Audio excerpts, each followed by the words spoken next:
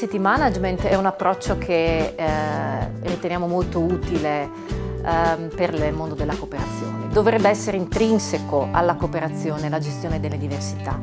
Così sempre non è, perché dove per diversità intendiamo non solo ovviamente quella più, come dire, macroscopica fra uomini e donne, ma tutto ciò che ci rende diversi dagli altri. È noto che ognuno di noi è portatore di diversità, sotto i più svariati profili, anzi direi che potremmo ribaltare un po' il concetto e accoglierci come esseri unici e irripetibili. In questo senso è chiaro che collaborare in una rete insieme con tutte le nostre, diciamo, particolarità non è facile, ma la cooperazione deve favorire l'ingresso e l'amalgamarsi delle diversità, sia sotto il profilo delle persone di cui si occupa, in particolare la cooperazione sociale, ma non solo. Si occupa di persone portatori di bisogni molto diversi, ma anche sotto il profilo dei soci a cui dà spazio. Molti dei settori di cui ci occupiamo nel mondo della cooperazione sono settori, diciamo così, poveri, servizi semplici, dove è più facile che si approccino, si avvicinino lavoratori anche con delle fragilità.